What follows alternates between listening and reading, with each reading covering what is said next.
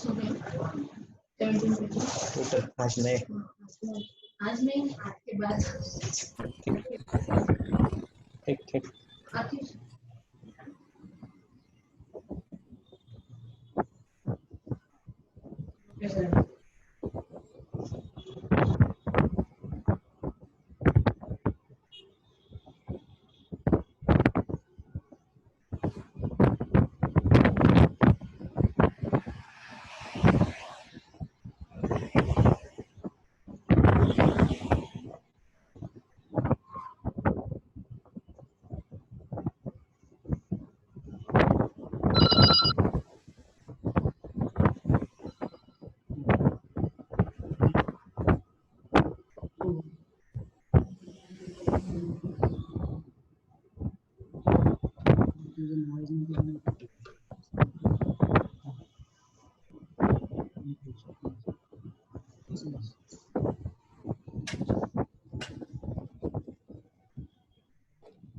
Hello,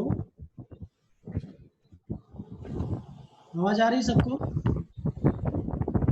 जी Ravi sir. जी, थोड़ा disturbance था, फिर भी हम 5-10 मिनट थोड़ा आगे ले जा सके उसको। तो कृषि विकास व ग्रामीण प्रशिक्षण संस्था की तरफ से आप सभी का स्वागत है। हम बहुत दिनों से वेबिनार कर रहे थे और बाकी दूसरे लोगों का भी वेबिनार सुन रहे थे। हम कृषि विकास ने भी आज तक बहुत सारे वेबिनार किए, लेकिन फार्मर प्रोड्यूसर कंपनी के बारे में आज हमारे साथ कई सालों से जुड़े हुए राम ठक्कर साहब, ये कंपनी फॉर्मेशन के लिए काम करते हैं और मदद करते हैं। हमने आज सोचा कि हम 7-8 साल से हम काम कर रहे हैं फार्मर प्रोड्यूसर कंपनीज फॉर्म करने के, लेकिन बहुत सारे लोगों को हमारे पास और कंपनी फॉर्मेशन के बारे में पूछते हैं। तो हमने आज सोचा कि इसके बारे में एक वेबिनार करें और लोगों को ज़्यादा से ज़्यादा इसके बारे में जानकारी दें। तो इसके बारे में हम आगे थोड़ी चर्चा, उसके बारे में ज़्यादा से ज़्यादा चर्चा करेंगे और राम जी से थोड़ा सा इसके बारे में डिटेल में जानकारी लेंगे।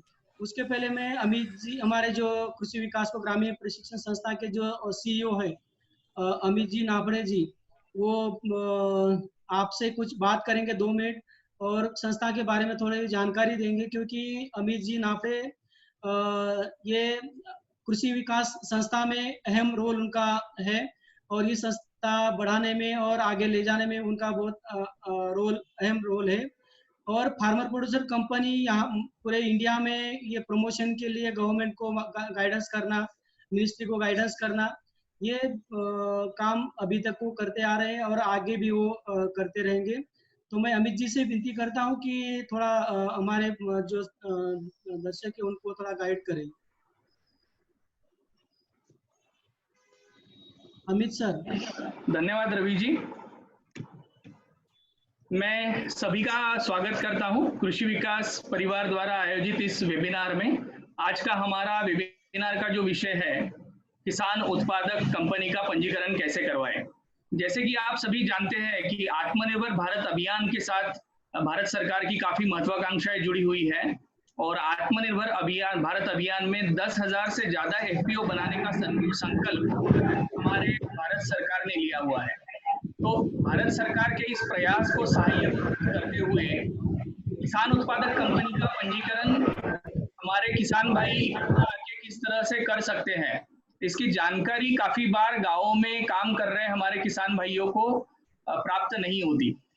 आज के इस वेबिनार का यही एक प्रयास है कि हमारे गांव में काम कर रहे किसान भाइयों के लिए किसान उत्पादक कंपनी का पंजीकरण कैसे हो, इसकी जानकारी श्री राम ठक्कर जी, जो कि कंपनी सेक्रेटरी करके हमारे साथ काम कर रहे हैं, उनकी खुद की फर्म है और उन्होंने हमारे साथ काफी किसान उत्पादक कंपनियों का पंजीकरण करवाया है। और सिर्फ पंजीकरण ही नहीं, बल्कि उन किसान उत्पादक कंपनियों के लिए उचित रूप से मार्गदर्शन करना, रजिस्ट्रार ऑफ कंपनीज के कंप्लायंसेस करना, ये सारी चीजें भी राम ठक्कर जी हमारे साथ पिछले काफी सालों से कर रहे हैं।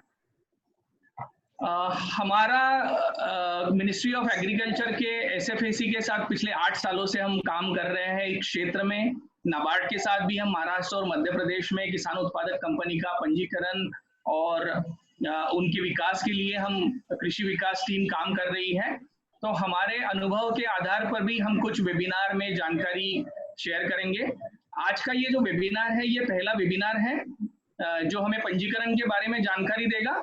इसी तरह से आगे कुछ वेबिनार हमें जो लीगल कंप्लायंसेस है रजिस्ट्रार ऑफ कंपनीज के कार्यालय में करने के लिए किए जाते हैं, उनके बारे में जानकारी देंगे। एफपीओ की अकाउंटिंग के बारे में जानकारी देंगे। एफपीओ का काम कैसे होता है, एफपीओ के बोर्ड ऑफ डायरेक्टर की जिम्मेदारियां क्या होती है, एफपीओ के क्या बेनिफिट्स हैं, ऐसे काफी विषयों पर अगले कुछ महीनों में हम वेबिनार लेके आने वाले हैं। हमारे भारतवासी किसान भाइयों से हमारी विनती है कि आपको किसी भी किसान उत्पादक कंपनी के बारे में आपको कोई भी जानकारी चाहिए तो आप हमारे फोन नंबर पे फोन करके या फिर ईमेल करके हमसे जानकारी प्राप्त कर सकते हैं, या फिर आपको किसान उत्पादक कंपनी का पंजीकरण, लीगल कंप्लायंसेस, उसके लिए अलग अलग प्रोजेक्ट रिपोर्ट बनाना, अलग अलग सरकारी योजनाओं की जानकारी प्राप्त करना, ये सारी भी चीजें आप कृषि विकास के कार्यालय से प्राप्त कर सकते हैं। कृषि विकास की एफपीओज काफी अच्छा बिजनेस कर रही है। उन एफपीओज के किसान मेंबर भाइयों को काफी अच्छे बेनिफिट्स पिछले कुछ सालों में हुए हैं। तो अपने लगभग आज से 10 सालों के एक्सपीरियंस के आधार पर कृषि विकास ने जो कुछ ज्ञान इकट्ठा किया है वही बांटने की कोशिश हम इस वेबिनार सीरीज के माध्यम से करने वाले हैं। तो आज की इस वेबिनार सीरीज में भारतवर्ष के अलग अलग भागों से आए हुए सभी भाइयों का मैं स्वागत करता हूं, और राम ठक्कर जी और जो आज मार्गदर्शन करने वाले हैं उनका भी स्वागत करता हूं।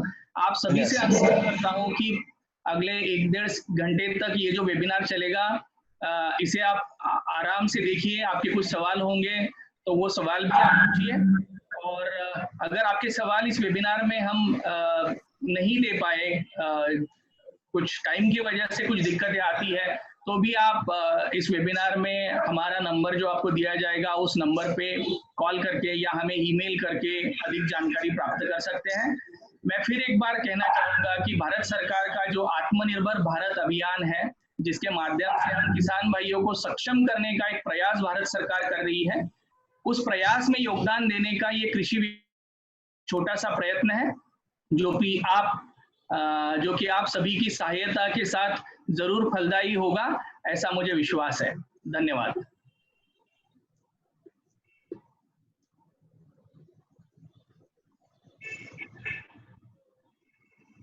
मैं राम ठक्कर जी से अनुरोध करूंगा कि वो आज के वेबिनार की शुरुआत करें। 1 मिनट सर, मैं पटेल सर। हाँ राम सर, अभी राम सर को विनती करता हूँ कि अभी आप थोड़ा डिटेल में कंपनी का पंजीकरण कैसे करें, उससे लेकर ये पहले एजीएम लेने तक आप हमें हमारे सभी पार्टिसिपेंट्स को गाइड करें। ओके सर, सर्वप्रथम अमित जी को मैं नमस्कार करता हूँ और उनको थैंक्स कहता हूँ कि मैं को ये अपॉर्चुनिटी दिया कि मैं एक अकोला में बैठ के ऑल ओवर इंडिया के सारे किसानों से, जो भी अक्रॉस इंडिया से जहाँ आप लोग जुड़े हो, उनसे मैं बात कर पा रहा हूँ।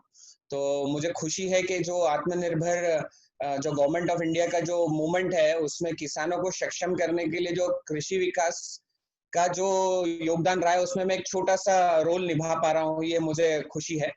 रवि पाटिल जी का भी मैं धन्यवाद करता हूँ क्योंकि उन्होंने ये कोऑर्डिनेट करके मुझे अवसर दिया। और सारे बली राजा, जो हम महाराष्ट्र में किसानों को बली राजा बोलते हैं, तो सारे किसानों को मेरा नमस्कार।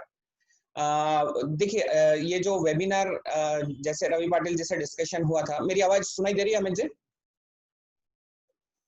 क्लियर है मेरी आवाज? जी हाँ, बिल्कुल बिल्कुल ग्रेट। तो हाँ, तो जो वेबिनार रवि पाटिल जी से हमारा डिस्कशन हुआ था कि इसको हम लोग दो पार्ट में बाइफरगेट करेंगे।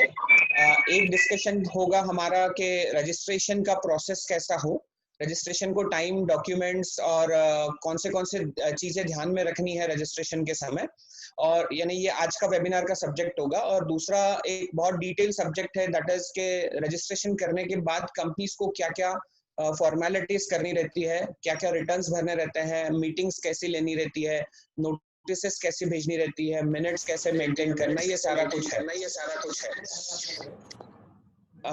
तो जैसे देखिए बेसिकली किसानों को, जैसे किसानों के लिए ऑर्गेनाइजेशंस बहुत सारी, वैसे तो 100 साल पुरानी ऑर्गेनाइजेशनल सेटअप है कोऑपरेटिव सोसाइटी।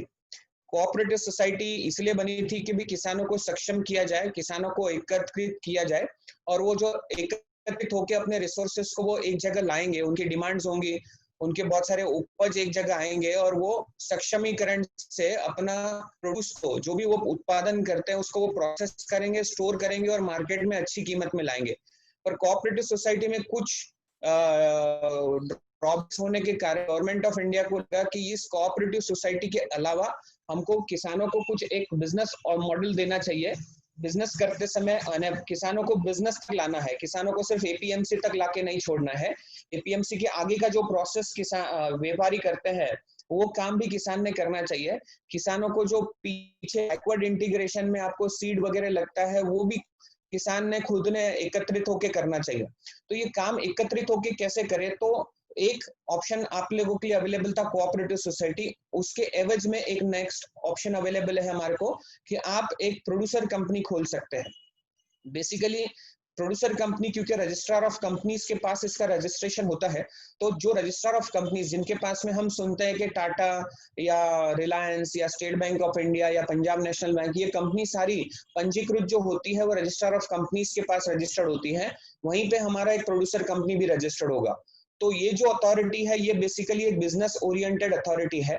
ये आपके कोई भी डे टू डे बिजनेस में इंटरफेयर नहीं करती है। जो भी आपके बिजनेस में आपको चेंजेस करने हैं, जैसे संचालक में आपको चेंज करना है, डायरेक्ट बोर्ड ऑफ डायरेक्टर्स में आपको चेंज करना है, शेयर होल्डर में आपको चेंज करना है, रजिस्ट्रार आपका जो रजिस्टर्ड ऑफिस है उसमें आपको चेंज करना है, बिजनेस में जो भी आपको करना है वो सारी इंडिपेंडेंसी आपको एब्सोल्युटली अवेलेबल रहती है, जो कि कोऑपरेटिव सोसाइटी में कुछ ना कुछ लिमिटेशन रहती है। तो गवर्नमेंट ऑफ इंडिया ने एक कमेटी फॉर्म की थी 2002 में। उसके रिपोर्ट के आधार पे कंपनीज एक्ट में एक सेपरेट चैप्टर, प्रोड्यूसर कंपनी का एक सेपरेट चैप्टर इम्प्लीमेंट कर दिया। काफी सारा मूवमेंट 2008 के बाद में इस प्रोड्यूसर कंपनी में स्टार्ट हुआ है। मेरा थोड़ा मैं बैकग्राउंड बता दूं, जैसे मैं अमित जी से जुड़ा हूं तो पिछले 10-12 साल से, मतलब प्रैक्टिस को मुझे 18 साल हो गया, और अभी 10-12 साल से प्रोड्यूसर कंपनी में हम लोग सक्रिय रूप से कृषि विकास के सपोर्ट से काफी काम कर पा रहे हैं। और मुझे खुशी है कि किसानों को, जहां जो किसान पहली बार हमारे ऑफिस में आता है या हम भी बहुत सारे वेबिनार्स और सेमिनार्स में जाते हैं, तो हम डिस्कस करते हैं कि कंपनी क्या है, वहां से हम लोग वो शुरुआत करने का कोशिश करते हैं। ठीक है, तो जस्ट मैं मेरा प्रेजेंटेशन शुरू करता हूं। अगर आप लोगों को कोई सवाल है तो एक आपके मोबाइल में एक चैट करके ऑप्शन है CHAT, वहां पे आपका क्वेश्चन पुट कर सकते हैं, ऑप्शन 1।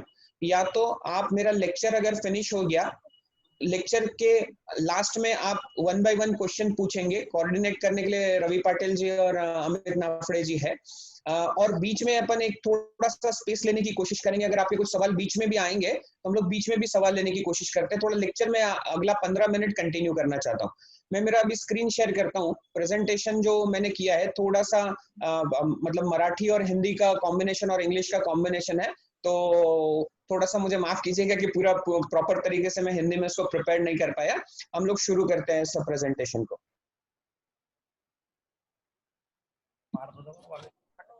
मेरी स्क्रीन शेयर हो रही है अमित?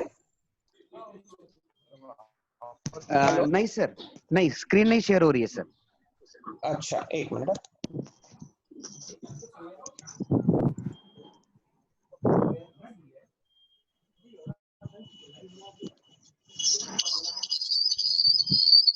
अभी हो रहा है सर? जी हो गई, हो गई।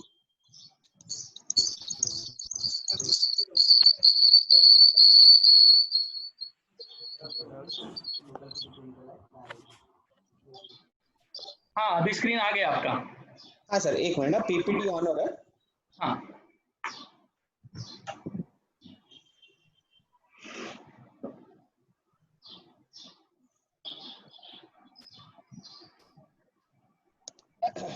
यस, दिख रहा है अभी स्लाइड। दिख रहा है ना सर? ओके, हाँ, ठीक है। देखिए, बेसिकली मैं ये जो प्रोड्यूसर कंपनी है उसके कैरेक्टरिस्टिक्स, वैशिष्ट्य आपसे डिस्कस करना चाहता हूँ। बेसिकली कंपनीज के वैशिष्ट्य क्या हो गए, मतलब कैरेक्टरिस्टिक्स क्या हो गए। तो इसके जो भागधारक है वो बेसिकली शेतकरी होगा, किसान ही होगा, किसान के अलावा कोई भी भागधारक नहीं हो सकता। किसान बनने के लिए जैसा नॉर्मली प्रूफ हमारे महाराष्ट्र में 7/12 है, आपके एमपी में खसरा डॉक्यूमेंट होता है, तो वो एक डॉक्यूमेंट अपने लिए इंपॉर्टेंट है। अगर कोई व्यक्ति किसान नहीं है तो इस कंपनी का वो शेयर होल्डर नहीं हो सकता। परफेक्ट, तो वो प्रोड्यूसर कंपनी है इसलिए वो किसान होना चाहिए। दूसरा, भागधारक की संख्या की कोई नहीं है, आपके पास इनिशियली 10 भागधारक होने चाहिए जब आप कंपनी फॉर्म करते हो, और आपकी लिमिट कुछ नहीं हो सकती, आपके 1000 से 1 लाख भी भागधारक हो सकते हैं, शेयर होल्डर की कोई लिमिटेशन नहीं है। तो ये पहला कैरेक्टरिस्टिक है। कंपनी में संचालक मंडल होता है जिसको हम बोर्ड ऑफ डायरेक्टर्स बोलेंगे, ठीक है ना, क्योंकि कंपनी के शेयर होल्डर्स तो बहुत सारे हैं। मान के चलो किसी कंपनी में एक 500 शेयर होल्डर है, अब वो 500 शेयर होल्डर तो बिजनेस नहीं चला पाएंगे, तो 500 शेयर होल्डर किसी 5 लोगों को नियुक्त करते हैं और वो बिजनेस चलाते हैं, जो उनको बोर्ड ऑफ डायरेक्टर्स बोलेंगे। तो उसकी संख्या 5 से 15 हो सकती है। अभी नए कंपनी लॉ में आप इस संख्या को और बढ़ा सकते हो। हमारा नॉर्मली सजेशन रहता है कि संचालक जो आपका बोर्ड है वो छोटे से छोटा होना चाहिए, क्योंकि आपका वर्किंग करना आसान रह जाता है, और कुछ एक डिजिटल सिग्नेचर का जो खर्चा है वो भी अपने को कम पड़ता है, कम लगता है। तीसरा, क्योंकि हर संचालक को एक प्रोफेशनल टैक्स का रजिस्ट्रेशन लेना है, तो जितने ज्यादा संचालक रहेंगे प्रोफेशनल टैक्स की पेमेंट उतनी ज्यादा करनी पड़ेगी। तो संचालक मंडल आप छोटा सा, ये दूसरा कैरेक्टरिस्टिक हो गया। तीसरा, ये सारी सहकारी तत्व पे चलती है। जैसे कोऑपरेटिव सोसाइटी आज से आया है तो एक व्यक्ति को एक मत है। मान के चलिए कि आपके कंपनी में कोई मिस्टर ए है, किसान है, जिनके पास 500 शेयर है, मिस्टर बी है जिसके पास 5000 शेयर है, तो दोनों को कंपनी लॉ के हिसाब से एक ही मत है, एक से ज्यादा मत नहीं है, क्योंकि ये कोऑपरेटिव प्रिंसिपल पे चलता है। देन कंपनी लॉ में इसे प्राइवेट लिमिटेड ही कहा जाएगा, पब्लिक लिमिटेड नहीं। 2 टाइप की कंपनी होती है पर इसको प्राइवेट लिमिटेड ही कहा जाएगा। यानी जैसा मान के चलिए कि मेरा कंपनी का नाम है अकोला सोया प्रोड्यूसर कंपनी लिमिटेड, तो ये भले ही इसमें प्राइवेट शब्द नहीं है पर ये प्राइवेट लिमिटेड ही कहा जाएगा। नेक्स्ट कैरेक्टरिस्टिक्स है मर्यादित उद्देश्य। इसके जो उद्देश्य है वो लॉ में दिए हुए है, जो किसान के इर्द गिर्द ही घूमते हैं, हम लोग उसको भी पढ़ेंगे। कंपनी का रजिस्ट्रेशन हमको रजिस्टर ऑफ कंपनीज के साथ करना है, रिटर्न फाइलिंग भी रजिस्टर ऑफ कंपनीज के साथ करना है, ठीक है। एग्जिस्टिंग कोई कोऑपरेटिव सोसाइटी है, मान के चलो जैसे अमूल है, अमूल अगर कोई कोऑपरेटिव सोसाइटी है वो चाहती है कि हमको प्रोड्यूसर कंपनी में शिफ्ट होना है, तो वो भी पॉसिबल, प्रैक्टिकली पॉसिबल है, ठीक है। मैं आगे बढ़ता हूँ। अमित जी, मेरा आवाज ठीक आ रहा है? हाँ, आवाज आ रहा है। ठीक, चलिए। देखिए, अपन कंपनी के बेसिकली उद्देश्य की बात करते हैं कि कंपनी के उद्देश्य क्या होने चाहिए, क्या हो सकते हैं। बेसिकली कंपनी के उद्देश्य क्या होंगे? कंपनी के उद्देश्य लिमिटेड है, मतलब सॉरी ब्लैंक आ रहा है। कंपनी के जो बेसिक उद्देश्य है वो आप किसानी कर सकते हैं, बेसिकली एनिमल हस्बेंडरी कर सकते हैं जिसको पशुपालन बोलेंगे, हॉर्टिकल्चर कर सकते हैं, देन फ्लोरिकल्चर, किसान रिलेटेड जो भी ऑब्जेक्ट्स है ये सारे किसान रिलेटेड ऑब्जेक्ट्स अपन कर सकते हैं। मतलब इस जैसे मान के चलो किसी को दाल मिल लगानी है तो दाल मिल भी लगा सकता है, किसी को प्योर किसानी करनी है तो वो किसानी कर सकता है, किसी को हनी बी का काम करना है वो हनी बी कर सकता है, किसी को हैंडलूम का काम करना है हैंडलूम का भी काम वो कर सकता है, कोई किसानी रिलेटेड मैन्युफैक्चरिंग की मशीन बनाना चाहता है वो कर सकता है, कोई किसानों की कंसल्टेंसी और ट्रेनिंग करना चाहता है वो कर सकता है, कोई ग्रुप फार्मिंग करना चाहता है, कोई कोल्ड स्टोरेज करना चाहता है, तो ये सारे ऑब्जेक्ट वो कर सकता है। ये ऑब्जेक्ट्स के अलावा आप कोई दूसरा ऑब्जेक्ट कंपनी में नहीं कर पाएंगे क्योंकि आपका जो है वो प्रोड्यूसर कंपनी है। Perfect, that is what. Then देखिए, ये जो सारे उद्देश्य है ये कंपनी के एक डॉक्यूमेंट बनेगा, मेमोरेंडम ऑफ एसोसिएशन, उसमें लिखा जाएगा कंपनी का नाम और कंपनी का उद्देश्य। कंपनी का और एक डॉक्यूमेंट बनता है आर्टिकल ऑफ एसोसिएशन, जो कंपनी के रजिस्ट्रेशन करते समय हमको फाइनलाइज करना है, ठीक है। इसमें हम क्या फाइनलाइज करते हैं, इसमें आपकी जो भी इंटरनल वर्किंग होंगी, इंटरनल वर्किंग कि भाई आपके पास में बोर्ड ऑफ डायरेक्टर्स कितने होंगे, वो कितने साल के लिए अपॉइंट हो जाएंगे, जनरली 5 साल के लिए अपॉइंट होते हैं। शेयर होल्डर की वोटिंग, शेयर होल्डर्स की आप मीटिंग कब बुलाओगे, साल में कितनी मीटिंग्स बुलानी चाहिए, इनको आप नोटिस कैसे दोगे, बिजनेस कैसे चलाएंगे, बैंक अकाउंट कैसे ऑपरेट करेंगे, ये सारी चीजें आपके आर्टिकल ऑफ एसोसिएशन में होती है, इंटरनल डॉक्यूमेंट्स बोलता है। देन अब कंपनी का कंट्रोल कैसे होता है, मान के चलिए ये मेरी उत्पादक कंपनी है, तो इसको कंट्रोल कौन करता है? तो देखिए यहाँ पे कुछ लोग हैं जो पैसा लेके आए हैं, इसको मैं भागधारक बोलूंगा, जिसको मैं शेयर होल्डर भी बोलूंगा। ये मेरे कंपनी के शेयर होल्डर्स है, उन्होंने मेरे कंपनी में पैसा लगाया है, ठीक है। इन्होंने संचालक मंडल को नियुक्त किया है, ठीक है। तो संचालक मंडल कंपनी को कंट्रोल करता है, भागधारक भी कंपनी को कंट्रोल करता है, संचालक मंडल भी कंपनी को कंट्रोल करता है। और जो यहाँ पे जो पुलिस ऑफिसर है, that is authority, that is registrar of companies, भी कंपनी को कंट्रोल करती है। बहुत ही लिमिटेड टाइम के लिए हमको रजिस्ट्रार ऑफ कंपनीज के पास जाना पड़ता है। देखिए यहाँ पे एक एरो है, ये एरो का इंडिकेशन है कि ज्यादा कंट्रोल बोर्ड ऑफ डायरेक्टर्स करते हैं, संचालक मंडल कंपनी का कंट्रोल करेगा, शेयर होल्डर और रजिस्ट्रार ऑफ कंपनीज बहुत कम कंट्रोल करेगा। डायरेक्ट कंट्रोल इन लोगों का कंपनी पे नहीं रहता है, पूरा जो कंट्रोल रहता है वो share holder board of directors का रहता है, संचालक मंडल का रहता है। और संचालक मंडल को जो कंट्रोल करने वाले जो लोग रहते हैं वो बेसिकली होते हैं भागधारक, क्योंकि वो बेसिक ओनर रहते हैं। अब हम बेसिक रजिस्ट्रेशन की बात करते हैं कि रजिस्ट्रेशन करते समय हमको क्या क्या चीज ध्यान में रखनी है, ठीक है। हम अब बेसिक रजिस्ट्रेशन के प्रोसेस पे आ गए। रजिस्ट्रेशन करते समय हमको 10 लोग चाहिए, एटलीस्ट 10 लोग चाहिए, 10 से कम नहीं चलेगा, क्योंकि रजिस्ट्रेशन के लिए 10 लोग जरूरी है। 10 लोगों को क्या करना है, 10 लोग कौन होने चाहिए? जैसे हमारा पहला डिस्कशन हो गया कि वो फार्मर चाहिए, और फार्मर का प्रूफ हमारे पास में जैसे 7/12 है या खसरा है, ये डॉक्यूमेंट कंपलसरी है। अगर खसरा और 7/12 रहेगा तो वो सफिशिएंट है, परफेक्ट, वो इम्पोर्टेंट है, वो जरूरी है। अब वो 10 लोगों ने क्या करना है, 10 लोगों ने डिजिटल सिग्नेचर्स लेना है, उसका भी हम लोग प्रोसेस समझेंगे कि डिजिटल सिग्नेचर का बेसिक प्रोसेस क्या है। उसके बाद कंपनी ने, उन 10 लोगों ने कंपनी का नाम के लिए एप्लीकेशन करना है, एप्लीकेशन फॉर द नेम। यानी पहला स्टेप, रजिस्ट्रार ऑफ कंपनीज के पास मैं रजिस्ट्रेशन के लिए नहीं जा रहा हूँ, पहले मैं जा रहा हूँ कि बस मुझे मेरे नाम अवेलेबल है या नहीं है। नाम कैसे हो सकते हैं, कुछ एग्जांपल्स मैंने यहाँ पे दिए हैं, जो आप लोग सोच सकते हैं कि आप अगर कंपनी फॉर्मेशन करोगे तो आपके कंपनी के नाम क्या होने चाहिए। एग्जांपल, कुछ कंपनी हमारे यहाँ से बनी है, उनके नाम है गौ विश्व, आगे है एग्रो प्रोड्यूसर कंपनी, एग्रो उसका उद्देश्य है, ऑब्जेक्ट है, गौ विश्व उसका नाम है। तो कंपनी का नाम होना चाहिए, कंपनी का उद्देश्य होना चाहिए, और सभी कंपनियों के पीछे लगेगा प्रोड्यूसर कंपनी लिमिटेड, सभी कंपनियों के पीछे जो नाम होगा वो प्रोड्यूसर कंपनी लिमिटेड होगा, ठीक है। तो ऐसा आपको नाम चूज करना है और रजिस्टर ऑफ कंपनीज को अप्लाई करना है। अप्लाई करते समय सब सिर्फ एक चीज चेक करना है कि वो कंपनी का नाम किसी और नाम से सिमिलर ना हो, सेम नाम ना हो। अगर गौ विश्व रजिस्टर्ड है तो मैं गौ विश्व एग्रीकल्चर प्रोड्यूसर नहीं बना सकता हूँ, क्योंकि रजिस्टर्ड है। दूसरा, आपका नाम किसी के ट्रेडमार्क से सेम नहीं होना चाहिए। मान के चलिए कि महाबीज एक ट्रेडमार्क है, महाबीज एक ट्रेडमार्क है, किसने बनाया? Mahabeej agro producer private limited, producer company limited, ये नहीं चलेगा क्योंकि एक ट्रेडमार्क है। जब भी आपको नाम मिलता है, ये एक ये एक एग्जांपल है कि रजिस्टर ऑफ कंपनीज नाम देते समय कैसा एक लेटर इश्यू करता है। जैसे ये जय श्री बिल्लर देव कृषि विकास फार्मर प्रोड्यूसर कंपनी, ये कंपनी रजिस्टर्ड का नाम मिल गया हमें, और ये नाम जो मिला है वो 20 दिन के लिए मिला है। तो 20 दिन के अंदर हमको बाकी पेपर्स रजिस्टर ऑफ कंपनीज को सबमिट करने रहते हैं।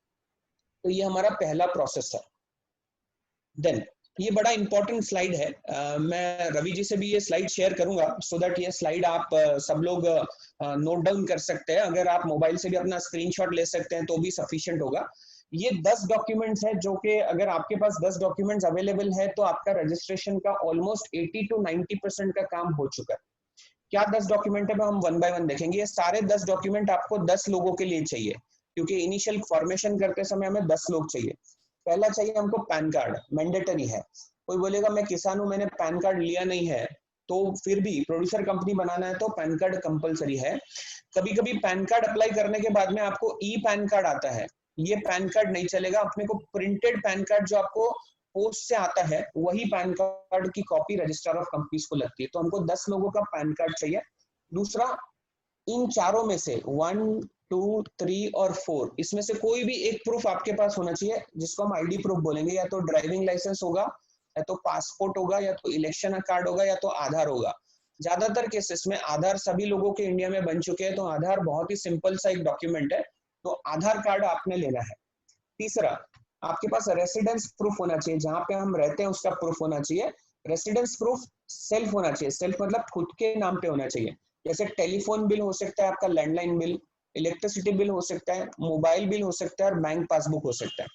अब ये जब भी आप किसी भी 10 लोगों का जमा करेंगे तो सबसे बड़ा प्रॉब्लम हम लोगों को प्रैक्टिकली नजर आता है कि क्योंकि मोबाइल फोन आ गए हैं इसलिए टेलीफोन नहीं रहे, तो टेलीफोन कट हो जाता है।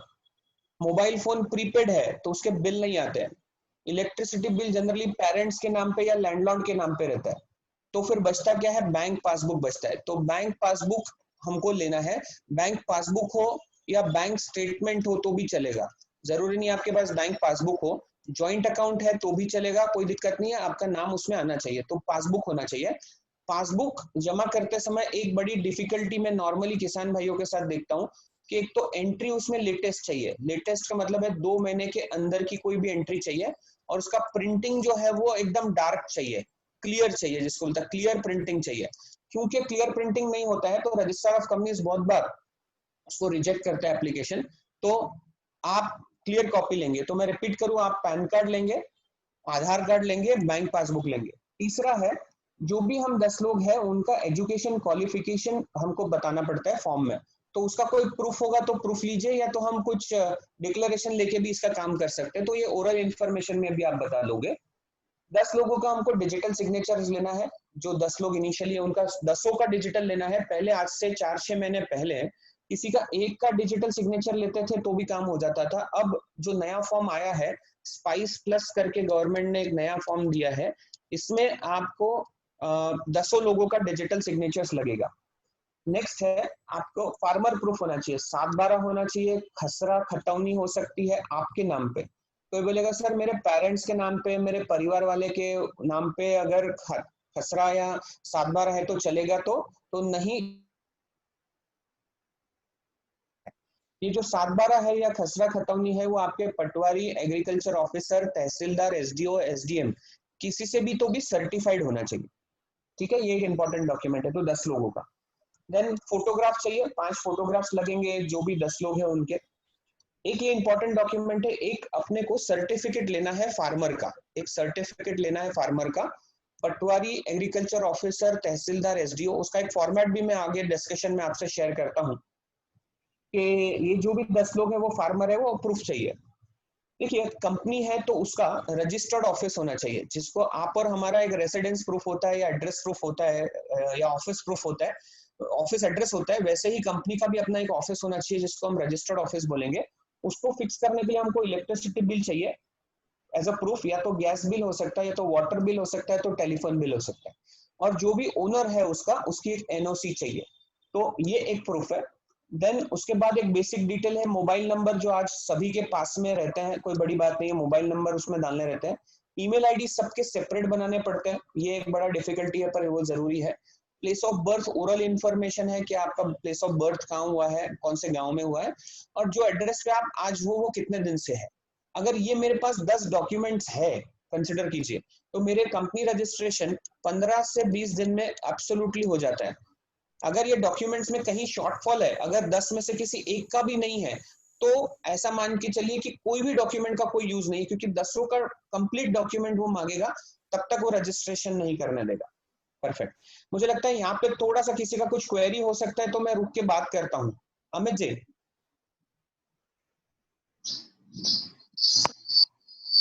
मुझे लगता है कि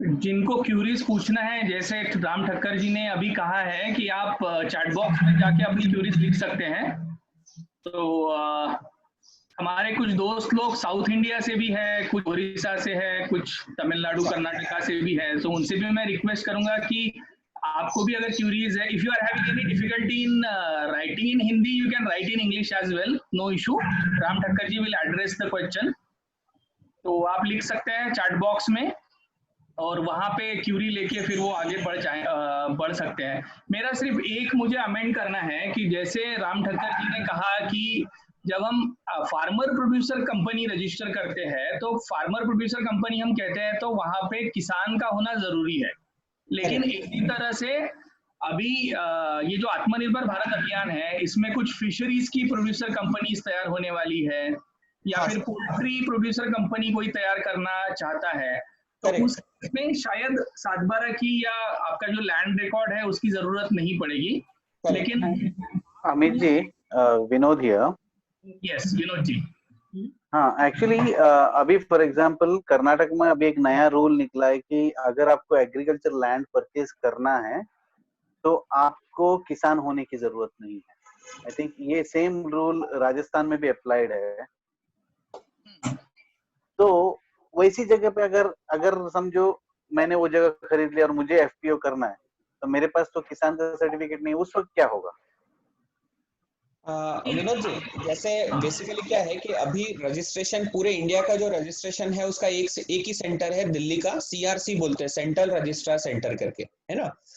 तो जो भी हम लोग नॉर्मली देखा है कि जो दिल्ली में सीआरसी जो सेंटर है वो काफी एडमंट है, मतलब उनको जो चीज अगर चाहिए समझो तो वो उसके अलावा रजिस्ट्रेशन नहीं देते।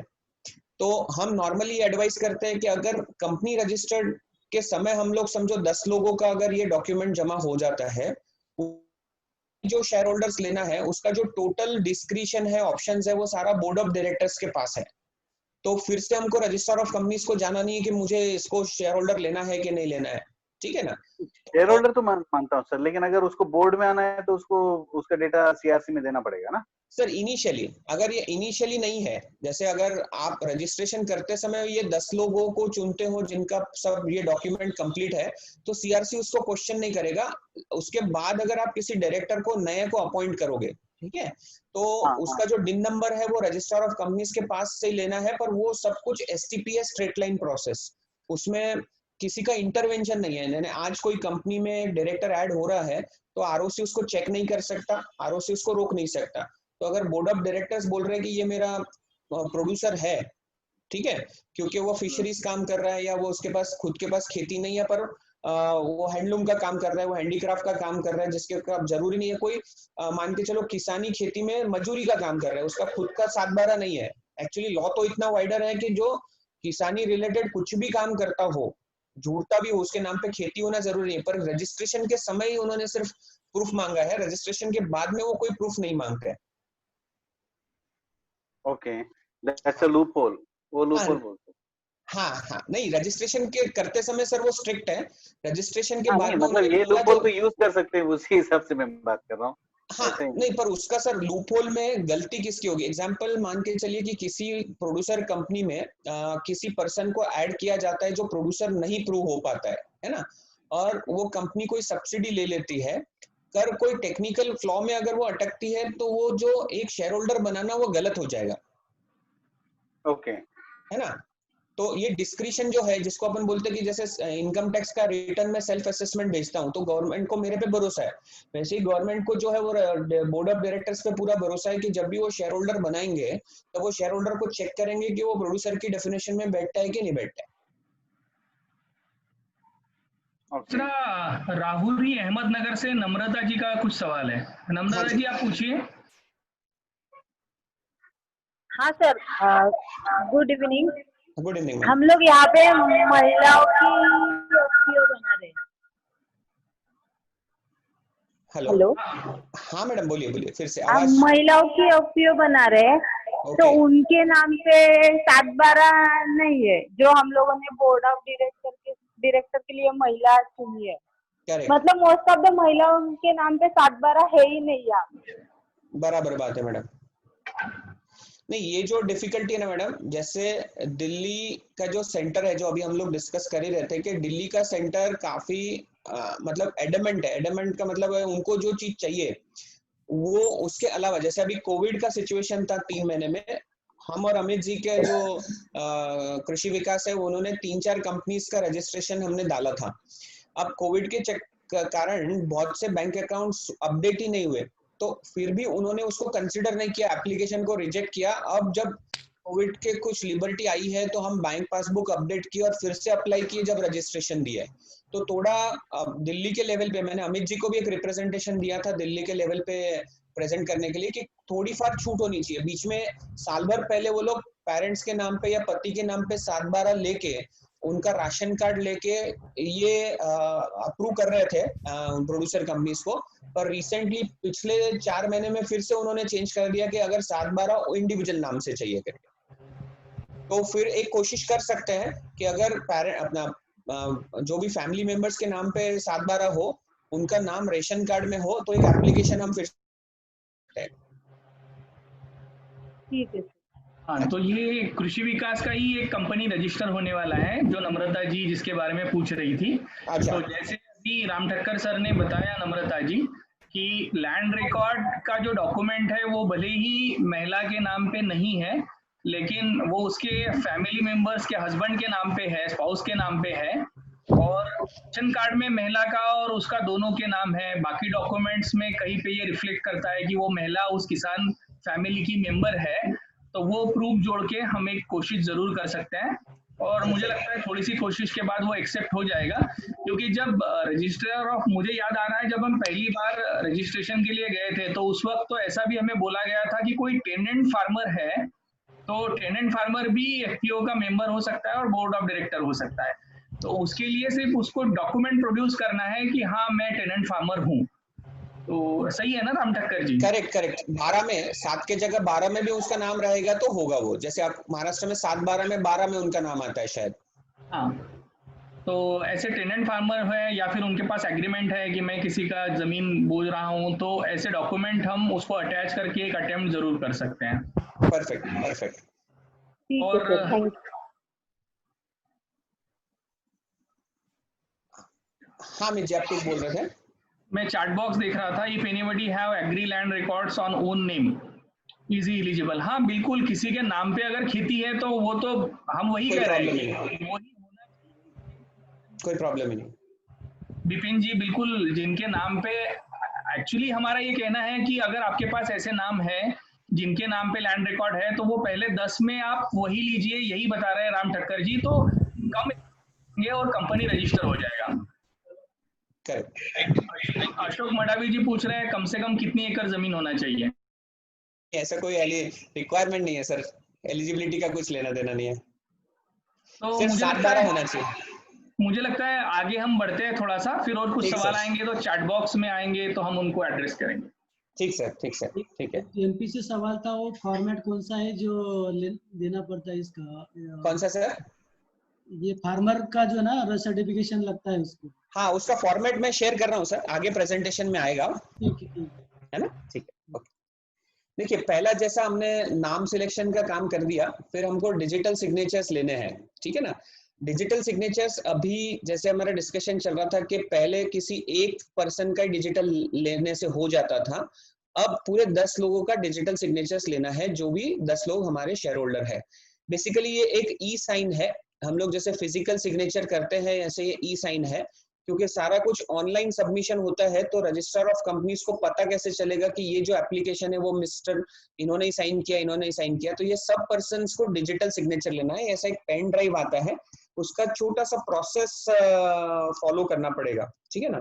मैं जस्ट आपसे शेयर करता हूँ कि क्या डॉक्यूमेंट चाहिए। डिजिटल सिग्नेचर के लिए हमको वही सारे कागज चाहिए, पैन कार्ड की कॉपी चाहिए, आधार कार्ड का कॉपी चाहिए, ईमेल आईडी चाहिए, मोबाइल नंबर चाहिए और फोटो चाहिए। अगर ये सारे डॉक्यूमेंट्स अपने को व्हाट्सएप पे, ईमेल पे भी मिल जाएंगे तो डिजिटल सिग्नेचर का एप्लीकेशन आप कहीं से भी करवा सकते हो, कोई प्रॉब्लम नहीं है। इसकी वैलिडिटी 1 साल, 2 साल और 3 साल आती है। जनरली हम एडवाइस करते हैं कि आप जो भी डायरेक्टर्स है, संचालक है, उनका आप 3 साल लीजिए, और जो भी आपके बाकी 5 बचे हुए शेयर होल्डर है, भागधारक है, उनका आप 1 साल ले सकते हो, सो दैट आपका कॉस्ट बच सकता है। अब एप्लीकेशन करते समय क्या करना है, एप्लीकेशन जो भी आप जिनके थ्रू करोगे वो एप्लीकेशन को, डिजिटल सिग्नेचर को फाइल करेगा। आपके मोबाइल नंबर पे एक 1 टाइम पासवर्ड आ जाएगा, एक ईमेल पे वेरिफिकेशन है, और एक 20 सेकंड अपलोड करना है, वीडियो अपलोड करना है। वीडियो में सिंपल यही बोलना है कि मेरा नाम राम ठक्कर है, मैंने ये फलानी कंपनी से डिजिटल सिग्नेचर अप्लाई किया है और मेरा ऑर्डर आईडी ये है, ऐसा करके उसको सबमिट करना है। मतलब आपका वीडियो वेरिफिकेशन हो जाता है, आपका मोबाइल वेरिफिकेशन होता है और आपका ईमेल वेरिफिकेशन हो गया। ये होने के बाद जो पर्सन ने आपका डिजिटल सिग्नेचर अप्लाई किया है वो डाउनलोड कर सकता है और उसके पास वो टोकन होगा। तो डिजिटल सिग्नेचर अप्लाई करना ये सेकेंड स्टेप है। तीसरा, जब मेरे पास नाम आ चुका है, ठीक है, अब मेरे पास में 10 लोगों का डिजिटल सिग्नेचर भी आ गया है, अब मैं इनकॉर्पोरेशन के पेपर्स बनाऊंगा, ठीक है ना, इनकॉर्पोरेशन के पेपर्स बनाऊंगा। तो इनकॉर्पोरेशन का पहला जो पेपर बनता है वो सब्सक्रिप्शन पेजेस है। जो भी हमने डिस्कस किया कि मेमोरेंडम ऑफ एसोसिएशन और आर्टिकल ऑफ एसोसिएशन है, ये डॉक्यूमेंट को हमको साइन करना है, ये 10 लोगों को सिग्नेचर्स करने हैं। अब जो 10 लोगों को सिग्नेचर्स करने हैं उसको हम सब्सक्रिप्शन पेज बोलते हैं। उसका एक फॉर्मेट जो है वो टिपिकल इस टाइप का रहता है, जिसमें आपकी फोटोग्राफ लगती है, ये ओन हैंड राइटिंग में लिखना पड़ता है, खुद का नाम लिखना पड़ेगा, सन ऑफ, एड्रेस और ऑक्यूपेशन में फार्मर लिखना है। एक्चुअली यहाँ पे उन्होंने मिस कर दिया, ऑक्यूपेशन फार्मर, और कुछ नंबर ऑफ शेयर्स इनिशियली आपको लेना है। जैसे इन्होंने 1000 शेयर्स लिए, सिग्नेचर करना है और विटनेस होना चाहिए। तो ऐसा जो ये जो पेज है ये 10 लोगों को साइन करना है। अगर आपके 10 लोग अलग अलग लोकेशन पे है तो आप ये पेज को, जैसे मान के चलिए ये 3 लोग एक लोकेशन पे है तो एक पेज में 3 लोगों का नाम होगा, फिर दूसरा पेज कॉपी पेस्ट होगा और उसमें हो सकता है। तो ऐसा आप कर सकते हो, कोई प्रॉब्लम नहीं है। देन रजिस्ट्रेशन करते समय आपको और एक चीज फाइनल करनी है कि डायरेक्टर का सिलेक्शन कीजिए। जो भी आप 10 लोग हैं उसमें से 5 लोगों को आपको चुनना है कि आपको बोर्ड ऑफ डायरेक्टर्स, आपको किसको बोर्ड ऑफ डायरेक्टर्स अपॉइंट करना है। ये बोर्ड ऑफ डायरेक्टर्स आपके आर्टिकल ऑफ एसोसिएशन में फर्स्ट डायरेक्टर्स बोल के बताए जाएंगे, जिनका टर्म, ठीक है ना, जिनकी अवधि, इनिशियल टर्म होगा, पहला एनुअल जनरल मीटिंग तक ये लोग रहेंगे और उसके बाद में शेयर होल्डर चाहे तो उनको फिर से अपॉइंट कर सकते हैं। तो आपको ये चूज करना है कि आपके इनिशियली बोर्ड ऑफ डायरेक्टर्स कितने रहेंगे। देन फिर देखिए अभी जो रजिस्ट्रेशन का प्रोसेस है स्पाइस प्लस, उसमें बहुत सारी चीजें ऐड हो गई। जैसे आप रजिस्ट्रेशन तो करोगे ही कंपनी का, ठीक है, उसी के साथ आप बैंक अकाउंट भी खोल सकते हैं, उसी के साथ आप पैन कार्ड भी ले सकते हो, टैन कार्ड भी ले सकते हो, उसी के साथ आप EPF, employ provident fund, ESIC plus और प्लस प्रोफेशन टैक्स, ये सारे रजिस्ट्रेशन आप एक ही फॉर्म में कर सकते हो, अलग करने का जरूरत नहीं। तो आपको रजिस्ट्रेशन करते समय बैंक सिलेक्ट करना है, तो कौन से बैंक में आप खाता खोलना चाहते हो। जैसे अभी स्पाइस प्लस में सिर्फ ये 5 बैंक का ही नाम आ रहा है, Punjab national bank, HDFC, bank of Baroda, Kotak Mahindra और आईसीआईसीआई। कंसीडर आप सोचोगे कि मेरे को इन बैंकों में खाता खोलना है तो आप चूज कीजिए। आपको लगता है इन बैंकों में खाता नहीं खोलना है मुझे, तो आप, क्योंकि फॉर्म जब तक सिलेक्ट नहीं करेंगे तब तक आगे नहीं बढ़ेगा, तो आप कोई भी एक बैंक चूज करिए। रजिस्ट्रेशन के बाद आप वो बैंक के पास गए ही नहीं तो आपका बैंक अकाउंट एक्चुअली इफेक्टिव होगा नहीं। आप जो बैंक के पास जाओगे वहां पे आप खाता खोल सकते हो। पर अगर रजिस्ट्रेशन के समय आपको लगता है कि हाँ मेरे लोकेशन पे ये सारी बैंकें मुझे नजदीक है, आप में उनको खोलना चाहते हो, तो रजिस्ट्रेशन के साथ ही वो काम हो जाएगा। देन रजिस्ट्रेशन करते समय बहुत सारे रजिस्ट्रेशंस है, कुछ रजिस्ट्रेशंस ऑप्शनल है, आप चाहो तो करिए, नहीं चाहो तो मत करिए। जैसे जीएसटी रजिस्ट्रेशन ऑप्शनल है। हम जनरली फार्मर्स को या किसी भी बिजनेस ऑर्गेनाइजेशंस को एडवाइस करते हैं कि कोई भी रजिस्ट्रेशन जब तक के मैंडेटरी ना हो तब तक के मत कीजिए, क्योंकि जब आप रजिस्ट्रेशन करते हो तो आपको कंपल्सरीली रिटर्न फाइल करना मैंडेटरी हो जाता है, भले ही वो क्वार्टरली हो, हाफ ईयरली हो और या एनुअली हो, उसके कुछ असेसमेंट्स लागू हो जाते हैं। ये थोड़ा डिफिकल्ट हो जाता है फार्मर के लिए या किसी भी बिजनेसमैन के लिए। तो आप जीएसटी रजिस्ट्रेशन चाहो तो ले सकते हो। प्रोफेशनल टैक्स मैंडेटरी है, ईएसआईसी, ईपीएफ मैंडेटरी है, पैन कार्ड और टैन कार्ड मैंडेटरी है। ये जो पैन कार्ड और टैन कार्ड है ये आपको ई पैन बोल के आ जाएगा, ठीक है, दैट इज वन। बहुत बार अभी सिचुएशन हम देख रहे हैं कि लोग ईपीएफ, ईएसआईसी का रजिस्ट्रेशन तो कंपलसरी हो जाता है, रजिस्ट्रेशन कंपनी का हो गया, फिर ये रजिस्ट्रेशंस को वो सरेंडर कर देते हैं क्योंकि उनको लगता नहीं है ये सारे रजिस्ट्रेशन। ये सारे रजिस्ट्रेशंस एम्प्लॉय की स्ट्रेंथ पे डिपेंड करता है कि आपने प्रोड्यूसर कंपनी खोली और अगर आपके पास 10 एम्प्लॉयज है तो आपको ईएसआईसी लगेगा, आपके पास 20 है तो आपको ईपीएफ लगेगा। पर अभी ये इनिशियल अगर मेरे स्ट्रेंथ नहीं है तो मैं रजिस्ट्रेशन के समय लेना तो कंपलसरी है, तो मैं उसके बाद क्या करूंगा, उसके बाद वो सरेंडर कर देते हैं ज्यादातर लोग। तो ये रजिस्ट्रेशन करते समय ये प्रोसेस रहेगा ये। देन एक और डॉक्यूमेंट बड़ा इंपॉर्टेंट है जो आमतौर हमको जो डिफिकल्टी आती है रजिस्ट्रेशन के समय, कि आपको रजिस्टर्ड ऑफिस फिक्स करते बिल लेना है। तो जनरली इलेक्ट्रिसिटी बिल में नाम और एड्रेस लिखा रहता है, ठीक है। आप आपका इलेक्ट्रिसिटी बिल देखेंगे या किसी और का इलेक्ट्रिसिटी बिल देखेंगे तो नाम और एड्रेस रहता है, जो कि बड़ा शॉर्ट में रहता है। कभी कभी तो गांव का नाम भी नहीं रहेगा, एरिया का नाम रहेगा या स्टेट का नाम नहीं रहेगा। तो जब ये मैटर सीआरसी सेंट्रल रजिस्ट्रार के पास जाता है तो वो बोलता है एड्रेस शॉर्ट है, ये प्रॉब्लम है। तो कोशिश करिएगा कि एड्रेस, कंप्लीट एड्रेस वाला इलेक्ट्रिसिटी बिल रखिए, ठीक है, तो ही रजिस्ट्रेशन आसानी से हो जाता है, नहीं तो बहुत बार उसको एक्सप्लेनेशन देना पड़ता है। कभी कभी हम देखते हैं कि जिसके नाम से इलेक्ट्रिसिटी बिल दिया है उसका डेथ हो चुका है, मतलब ग्रैंडफादर थे, उनका डेथ हो चुका है, फादर ने वो इलेक्ट्रिसिटी बिल बदला ही नहीं, तो क्या फादर उसको साइन कर सकता है क्या? तो वो मना करता है उसको, वो बोलता है नहीं, जिनके नाम पे है उन्हीं ने साइन करना चाहिए। तो कोशिश करिएगा कि जो ओनर है वो लाइव पर्सन रहे और इलेक्ट्रिसिटी बिल जो है वो लेटेस्ट रहे, तो थोड़ा आसानी हो जाती। देन जब आप कंपनी मतलब आपने ये तय कर लिया सब कुछ, तो आप रजिस्टर, आपका जो रजिस्टर्ड ऑफिस है उसके सामने ये एक बोर्ड लगाएंगे इस टाइप का, जिसमें कंपनी का नाम होगा, उसका एड्रेस होगा, ठीक है, कंपनी का मतलब फोन नंबर्स और ईमेल आईडी होगा, ये सारी डिटेल्स जो है वो आपको बोर्ड लगानी है आउटसाइड। ये रजिस्ट्रेशन के बाद भी आप कर सकते हो, जिसमें आप रजिस्ट्रेशन के बाद उसमें सिन नंबर डाल दीजिएगा। सिन नंबर का मतलब होता है कंपनी इनकॉर्पोरेशन नंबर, जो रजिस्ट्रेशन नंबर है वो भी इसमें डाल दीजिएगा, दैट इज व्हाट। देन अब ये जो डॉक्यूमेंट है, एक रेसिडेंस प्रूफ, ये भी बड़ा एक प्रॉब्लमेटिक इशू है जो किसान भाइयों के साथ हमने नॉर्मली देखा है। तो हमने पहले डिस्कस किया कि आप रेसिडेंस प्रूफ में या तो बैंक स्टेटमेंट दोगे, या बैंक पासबुक दोगे, या इलेक्ट्रिसिटी बिल दोगे, या टेलीफोन बिल दोगे, या मोबाइल बिल दोगे। ये जो भी आप दोगे ये फर्स्ट ऑफ ऑल लेटेस्ट होने चाहिए। अगर बैंक स्टेटमेंट है तो ये 2 महीने के अंदर की एंट्री होनी चाहिए इसमें, इलेक्ट्रिसिटी बिल, टेलीफोन बिल होना चाहिए तो लेटेस्ट होना चाहिए। ये खुद के नाम पे होना चाहिए, सेल्फ होना चाहिए। अब जैसे हमने अभी डिस्कशन किया कि लेडीज है, जो महिलाएं हैं जो मतलब कंपनी फॉर्म करना चाहती है, तो क्योंकि उनके पास प्रीपेड मोबाइल होगा तो ये नहीं होगा, क्योंकि मोबाइल है इसलिए लैंडलाइन नहीं होते हैं।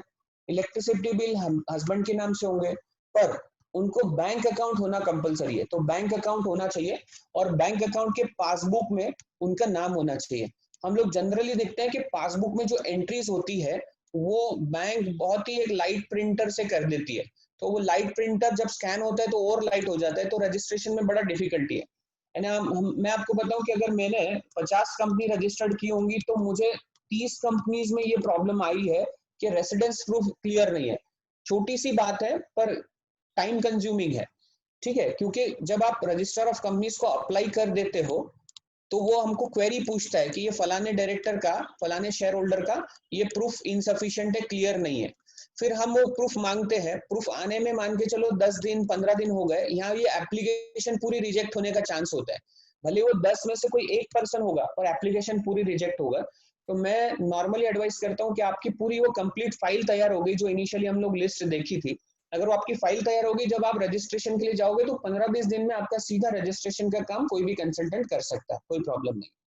देन यस, किन्होंने सवाल पूछा था वो एक फार्मर सर्टिफिकेट का, तो एक फार्मर सर्टिफिकेट ड्राफ्ट है, जैसा ये उस जो भी अधिकारी है वो अपने अधिकारी अपने लेटर हेड पे देगा, address to the registrar of companies को देगा कि this is to certify that following promoters of so and so company are the farmers, और उनके नाम दे देगा। वो सिंपल सा सर्टिफिकेट है, ठीक है, और उनका नाम और डेजिग्नेशन होगा।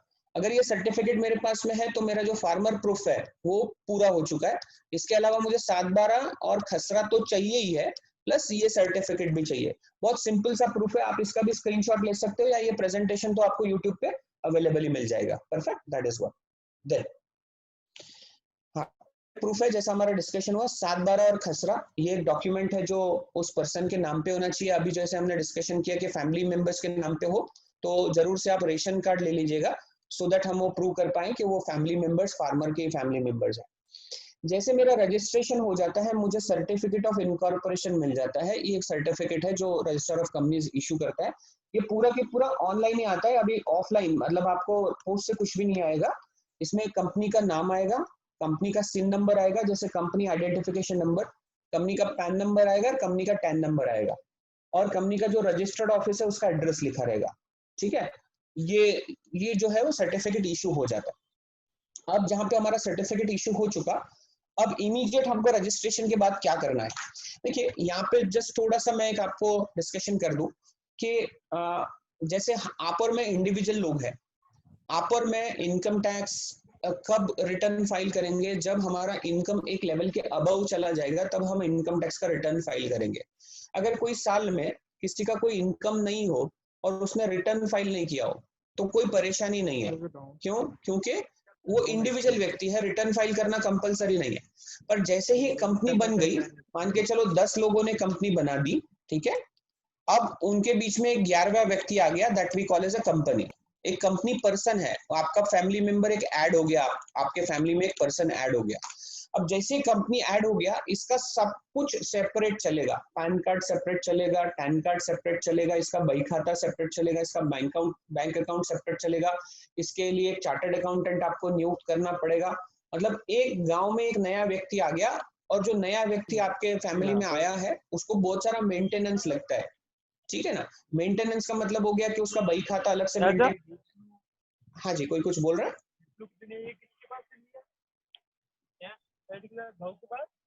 हेलो, नहीं, किसी का कोई बैकग्राउंड में आवाज है। योगेश जी जरा म्यूट कर दीजिए बाकी लोगों को, आप कंटिन्यू कीजिए सर। हाँ जी, तो जैसे अपने फैमिली में एक नया पर्सन आ चुका है, अब नया पर्सन आ चुका है तो बहुत सारी चीजें उसको लग रही है, ठीक है। अब जो चीजें कंपनीज को लगती है वो ध्यान पूर्वक टाइमली वो सारी चीजें संचालक मंडल को करके रखनी चाहिए। क्यों करके रखनी चाहिए? क्योंकि आप और मैं जैसे इंडिविजुअल है, हम अगर रिटर्न फाइल नहीं करेंगे तो इनकम टैक्स हमको कोई नोटिस नहीं देगा, या नोटिस देगा और हम जवाब दे देंगे बॉस मेरा इनकम नहीं था इसलिए मैंने रिटर्न नहीं भरा।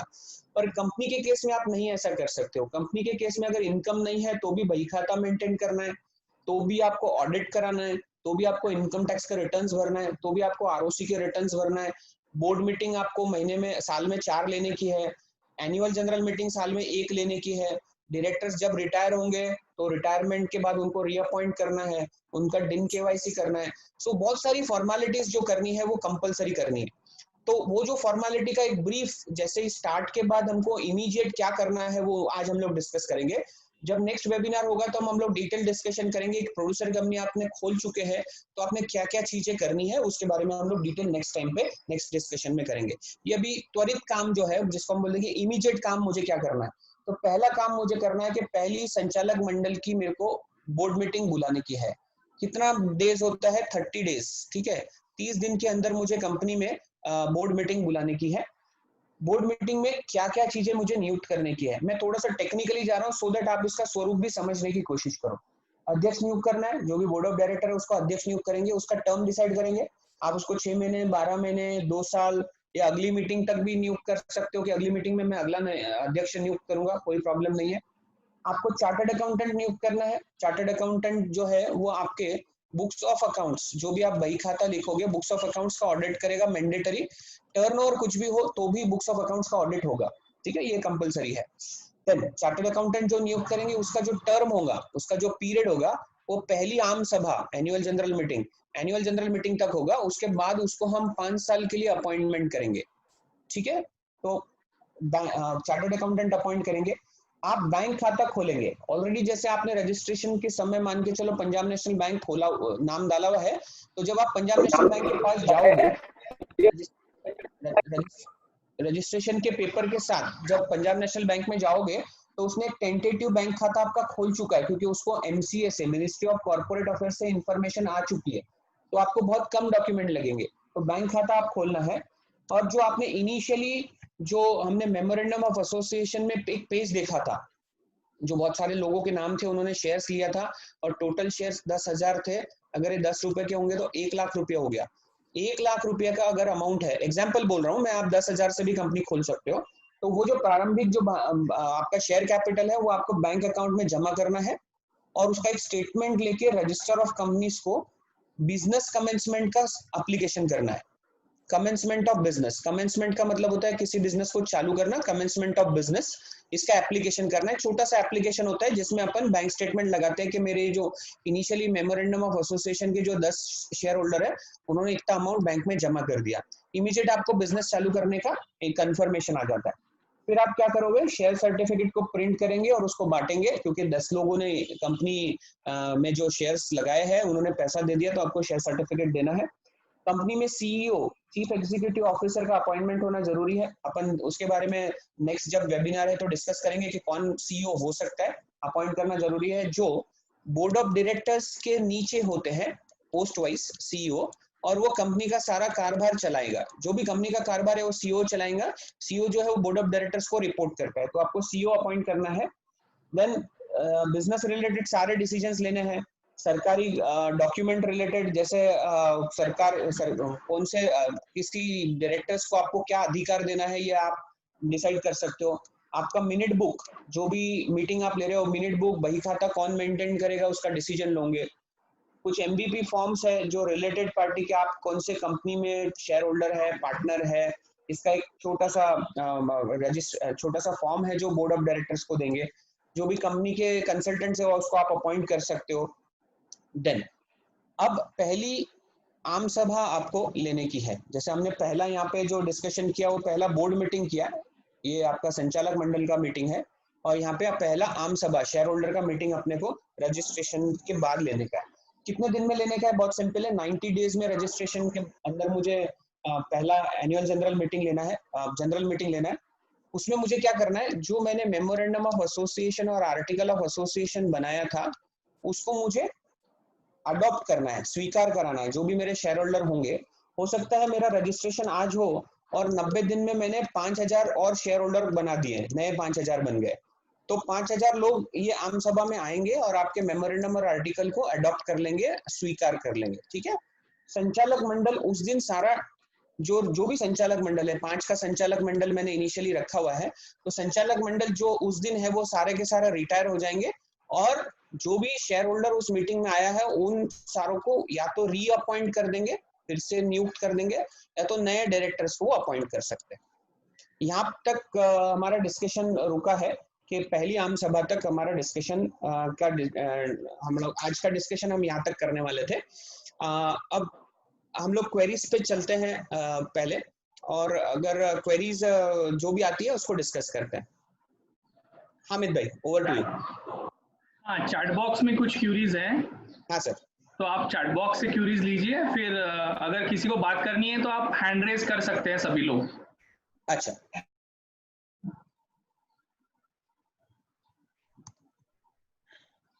या फिर मैं बताता हूँ, मोहसिन शेख जी का सवाल है, बैंक अकाउंट ओपनिंग के लिए उद्योग आधार जरूरी है क्या? नहीं सर, उद्योग आधार के लिए उद्योग आधार की कोई आवश्यकता नहीं है। उद्योग आधार आप अगर एमएसएमई की कोई स्कीम्स का बेनिफिट लेना चाहते हो तो ही आप उद्योग आधार लोगे, अदरवाइज उद्योग आधार किसी के लिए मैंडेटरी नहीं है। एक थोड़ा सा मैं इसमें इनपुट देना चाहूंगा कि काफी बार फील्ड पे सिचुएशन जो होती है वो अलग होती है। जैसे बैंक अकाउंट, सर ने बोला कि ऑलरेडी अभी आरओसी से ही किसी बैंक को नोटिफिकेशन आता है और वहां पे हमारा बैंक अकाउंट खुलता है, लेकिन अभी पिछले ही 10-15 दिनों में हमें एक्सपीरियंस है कि एक जगह पे जब हमारी एफपीओ रजिस्टर हुई और एफपीओ के बोर्ड मेंबर बैंक में गए तो बैंक मैनेजर ने कहा कि मुझे आपका ऑफिस एड्रेस जो है वहां आना है और सबका वेरिफिकेशन करना है। तो आज तक पिछले 8 सालों से हम एफपीओ रजिस्टर करवा रहे हैं, 8 सालों में ये पहली बार हुआ है कि किसी बैंक मैनेजर ने कहा। तो ऐसे केस में हम बैंक मैनेजर से झगड़ा करने के बजाय अच्छा है कि भैया ठीक है, आप चलो, उसको चाय पिलाओ, उसको दिखाओ आपका ऑफिस, और ऑफिस मतलब घर ही है आपका किसी का, अभी तो आपका कंपनी रजिस्टर हुआ है, और क्लोज करो। वैसे ही कोई उद्योग आधार मांग रहा है तो उद्योग आधार एकदम आसान चीज है, आप निकाल लो और सबमिट करो। तो जहां तक आपको ज्यादा खर्चा नहीं आने वाला, ज्यादा टाइम नहीं लगने वाला, तो वो जरूरी है या जरूरी नहीं है इसमें ना पड़ते हुए सोल्यूशन निकाल के आप कंप्लीट कीजिए और आगे बढ़िए। बराबर है, ठीक है। और एक एमपी से एक प्रॉब्लम आ रहा है, वहाँ पे जो डायरेक्टर है वो सिग्नेटरी हो सकते हैं, लेकिन डायरेक्टर के अलावा जो हम संस्था के प्रतिनिधि हम रखते थे उसके लिए भी बैंक से बोला जा रहा है कि आप पावर ऑफ अटॉर्नी के लिए 1000 रुपीज का स्टैम्प लगना है, उसको नोटरी करना है। ओके ओके सर, देखिए जैसे अपन ऑथराइज सिग्नेटरी चेकबुक है, जो भी कंपनी का चेकबुक, बैंक अकाउंट का जो चेकबुक है, वो चेकबुक आप संचालक मंडल का भी अथॉरिटी रख सकते हैं या तो किसी पर्सन का भी अथॉरिटी रख सकते हैं। इनफैक्ट जो प्रोविजन है, मतलब कंपनी लॉ थोड़ा साइलेंट है, पर लिस्टेड कंपनी, बड़ी सी बड़ी कंपनी भी क्या करती है, सिर्फ बोर्ड रेजोल्यूशन, अपना संचालक मंडल में बोर्ड रेजोल्यूशन पास करेंगे और वो पर्सन का नाम लिखेंगे कि हम इस पर्सन को चेकबुक रिलेटेड अथॉरिटी दे रहे हैं। ठीक है, और वो पर्सन का जब आप एप्लीकेशन करोगे या उसका सिग्नेचर का प्रूफ उसको दोगे बैंक को और वो रिजोल्यूशन देंगे तो 100% बैंकर ने एक्सेप्ट करना चाहिए। पर हम लोग अभी ये 2-3 इंस्टेंसेस जो डिस्कस किए, एक तो सेंट्रल रजिस्ट्रार का डिस्कस किए कि भी नमूना सेल्फ नाम पे होना चाहिए, या अभी जो अमित जी ने एक एग्जांपल लिया कि बैंकर ने बोला कि मेरे को वेरिफिकेशन करना है, तो थोड़ा पर्सन टू पर्सन वेरी करता है। ऐसा उनको बता सकते हैं कि भाई कैसा, कोई आप पावर ऑफ अटॉर्नी नहीं दे रहे हो, है ना, वो तो सिर्फ आप अथॉरिटी दे रहे हो कि भाई जो भी चेकबुक है वो संचालक मंडल इधर उधर होते हैं, वो लोग नहीं साइन कर पाएंगे, ये पर्सन जो है वो ऑफिस में बैठते हैं वो साइन कर पाएंगे, तो लॉ के हिसाब से रिजोल्यूशन सफिशिएंट है। वो हम देख रहे हैं वो पीएनबी से प्रॉब्लम आ रहा है, वो उन्होंने अभी तक उनको रोक के रखा है। अच्छा, पहले 500 रुपए की स्टैम्प, अभी बोले 1000 की स्टैम्प, वो तो कर लेंगे। Okay okay.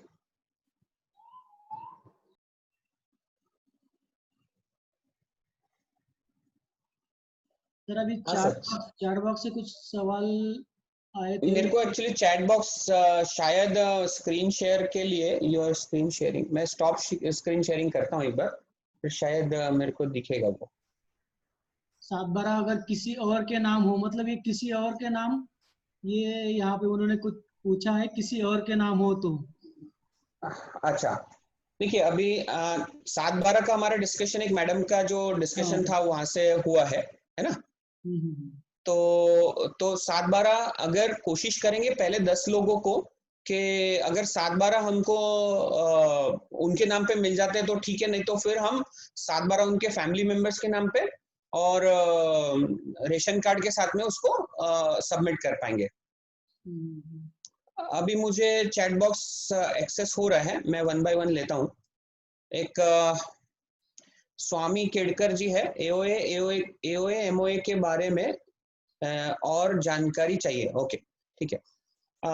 देखिए स्वामी जी, बेसिक रजिस्ट्रेशन करते समय रवि जी मुझे टाइम का बता दीजिएगा, मुझे लेक्चर देना बहुत पसंद है, कब रुकना है आप बता दीजिएगा मुझे, ठीक है रवि जी? हाँ, हमने 15-20 मिनट पहला हमारा वेस्ट गया था, इसलिए हम 20 मिनट थोड़ा उसको खींच सकते आगे, तो 6:30 में हम खत्म कर देंगे। ठीक सर चलेगा।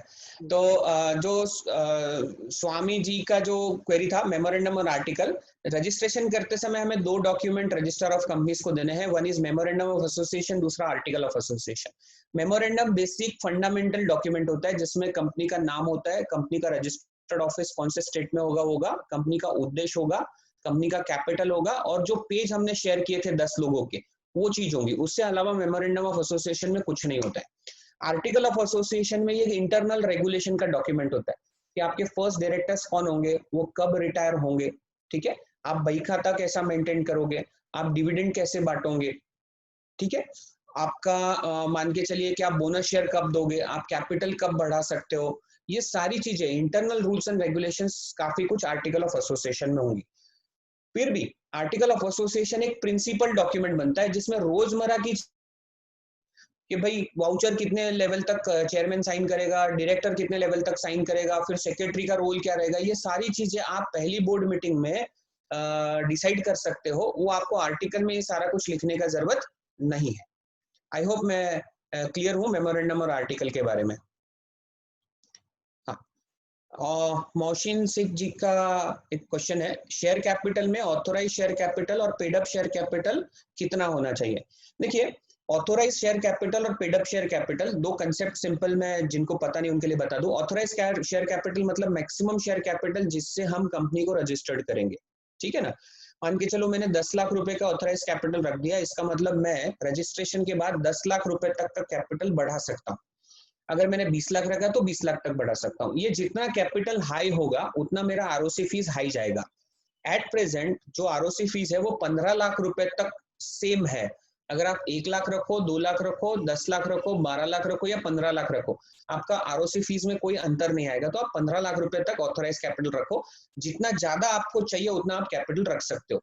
आप नॉर्मली आपका प्रोजेक्ट साइज देखिए, और अगर प्रोजेक्ट साइज में आपको कोई सब्सिडी लेना है तो आप स्कीम को स्टडी कीजिए कि आपने ओन कैपिटल, खुद का कैपिटल कितना रखना है और लोन कितना आप ले सकते हो। मान के चलो कोई कोल्ड स्टोरेज डाल रहा है वो 2 करोड़ रुपए का और उसको 1/3 कैपिटल ओन चाहिए, तो उसने ऑथराइज कैपिटल 70 लाख रुपए रखना चाहिए। ठीक है, सिंपल। आप ऑथराइज कैपिटल को चाहो जब बढ़ा सकते हो। हम नॉर्मली एडवाइस करते हैं कि आप इनिशियली जब कंपनी रजिस्ट्रेशन कर रहे हो तो बहुत कम से नॉमिनल अमाउंट से आप कैपिटल से चालू करो, 15 लाख रुपए तक, क्योंकि फीस में कोई अंतर नहीं है, तो आप 15 लाख रुपए का कैपिटल का फीस रख सकते हो। नो डाउट थोड़ा स्टेट वाइज स्टैम्प ड्यूटी का फर्क पड़ेगा, 1000-2000 रुपए का, शायद एमपी में स्टेट स्टैम्प ड्यूटी ज्यादा है तो थोड़ा बहुत 1000-2000 रुपए का फर्क पड़ेगा। तो ऑथराइज कैपिटल आप 15 लाख रखो। 1 पेड अप कैपिटल जितना आप रखोगे उतना आपको बैंक अकाउंट में पैसा जमा करना है, तो कोशिश कीजिए कि पेड अप कैपिटल आप जितना जमा कर पा रहे हो उतना कैपिटल आप रखो।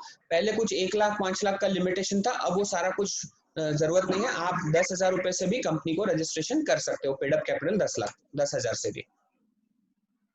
इसमें मैं एक इनपुट देना चाहूंगा कि ऑथराइज कैपिटल पे कुछ गवर्नमेंट स्कीम्स हैं जो कि पर्टिकुलरली रेस्ट्रिक्ट करती है कि ऑथराइज कैपिटल अगर इससे ज्यादा है तो फिर वो गवर्नमेंट स्कीम का आपको बेनिफिट नहीं मिलेगा। तो इसके लिए जब भी हम प्रोड्यूसर कंपनी का रजिस्ट्रेशन करते हैं तो हमें ध्यान में रखना चाहिए कि हम एक्चुअली आगे जाके क्या करने वाले हैं, उसमें क्या प्रोसेसिंग करने वाले हैं, ट्रेडिंग करने वाले हैं, किसानों को कैसे फायदा देने वाले हैं। कुछ गवर्नमेंट स्कीम अगर आइडेंटिफाई करके हम चल रहे हैं तो वो सब ध्यान में रखते हुए ही हम ऑथराइज कैपिटल का विचार करें। लेकिन जैसे अभी राम ठक्कर जी ने कहा कि अगर 1 लाख और 15 लाख को इक्वल अमाउंट खर्चा आने वाली है तो मिनिमम 15 लाख तो ऑथराइज कैपिटल हमने रखना ही चाहिए। और पेड अप कैपिटल भी भले ही अभी आप 10,000 से भी कर सकते हो या अमाउंट कम हो गई है, लेकिन अगर आपको आपका प्रोड्यूसर ऑर्गेनाइजेशन चलाना है तो आपको फंड्स की रिक्वायरमेंट रहेगी और उसके लिए आपको एक अच्छा पेड अप कैपिटल होना भी जरूरी है, क्योंकि आप बैंक के पास अगर वर्किंग कैपिटल लोन के लिए भी जाओगे या किसी भी तरह के लोन के लिए जाओगे या गवर्नमेंट स्कीम के एप्लीकेशंस के लिए जाओगे तो जिसको समझता है कि आपके कंपनी का मतलब इक्विटी कितना है तो वो फिर उसके लिए आपका पेड अप कैपिटल एक अच्छा अमाउंट होना बहुत ही जरूरी है। बराबर। Yes sir. एक पल्लव खंडेलवाल जी का क्वेश्चन था कि मिनिमम इनिशियल शेयर कैपिटल का कोई है क्या, तो अपना डिस्कशन हुआ कि वो कोई कैपिटल की कोई मिनिमम की रिक्वायरमेंट नहीं है। परफेक्ट। एक क्वेश्चन था कि क्या डायरेक्टर का रेसिडेंशियल एड्रेस भी रजिस्टर्ड कंपनी का रजिस्टर्ड ऑफिस हो सकता है, तो एब्सोल्युटली यस, उसमें कोई प्रॉब्लम नहीं है। आप चाहो जब ये एड्रेस को चेंज भी कर सकते हैं। चेंज करने के लिए सिर्फ बोर्ड ऑफ डायरेक्टर्स का एक रेजोल्यूशन और रजिस्ट्रार ऑफ कंपनीज को एक फॉर्म फाइल करना पड़ेगा। देन एक का क्वेश्चन है, रविंद्र जी पूछ रहे हैं, can we go for live stock business through FPO like poultry farming? If yes, how much the subsidy will provide by the government और the loan application in the bank, how much the candidate? Okay, देखिए subsidy मेरा विषय नहीं है, पर live stock का business आप FPO में कर सकते हो। एनिमल हस्बेंडरी स्पेसिफिक है, वो आप एब्सोल्युटली बिजनेस उसमें कर सकते हो, कोई प्रॉब्लम नहीं है। देन सर और कोई क्वेश्चन लग रहा है अमित जी? काफी मेरे ख्याल से आप पूछ चुके हो। अशोक मडावी जी ने हैंड रेज किया है, अगर वो बात करना चाहते हैं तो बात करें। हाँ जी।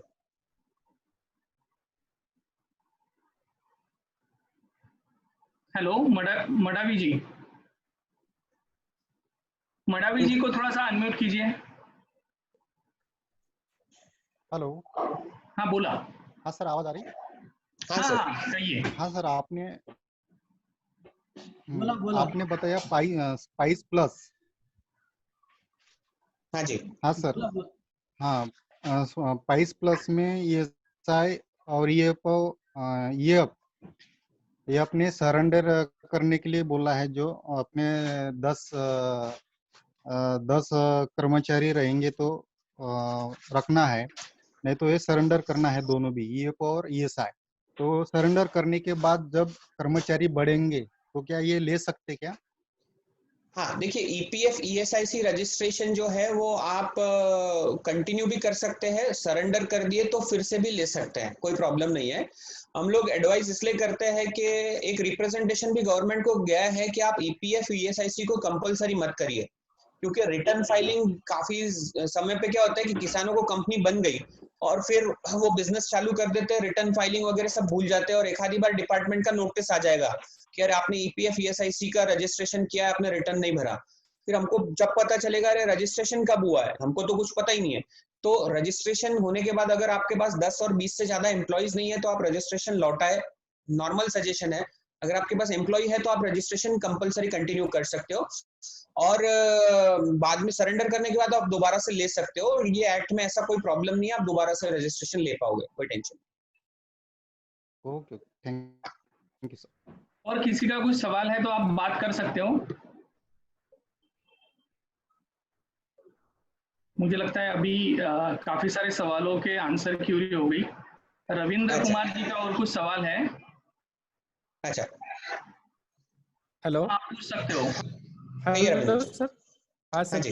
सर अगर बैंक में अपन लोन एप्लीकेशन के लिए गए हैं और वेरियस जो आपने पहले सेकंड चार्ट में बताया कि एपीओ रिलेटेड अपन बहुत सारे बिजनेस डाल सकते हैं, तो अगर कुछ बिजनेस के लिए नंबर ऑफ मेंबर्स की जो अट है वो बदल जाती है क्या? कुछ मेंबर्स कुछ के लिए 200, 300, 400 मेंबर लगते हैं, या फिर मिनिमम कितने मेंबर चाहिए? बैंक अलाउ कब करती है? देखिए, पहली बात तो रजिस्ट्रेशन को 10 ही लोग चाहिए। 10 लोग लेके भी प्रोड्यूसर कंपनी आप कंटिन्यू कर सकते हो। पर अगर कुछ सब्सिडीज है नाबार्ड की, या कुछ सब्सिडीज है जहां पे वो 200 या 300 फार्मर्स कंपलसरी करते हैं, ठीक है, वो सब्सिडीज की कंडीशन है जिसके वजह से आपको अपनी कंपनी में शेयर होल्डर 200 या 300 जो भी सब्सिडीज की डिपेंड करता है, अलग अलग सब्सिडीज में अलग अलग मिनिमम नंबर ऑफ फार्मर्स चाहिए, तो उतने नंबर ऑफ फार्मर्स आपको जुड़ाने हैं, एज अ शेयर होल्डर आपको जुड़ाने पड़ेंगे, और फिर ही आपका वो सब्सिडी का एप्लीकेशन आगे होगा।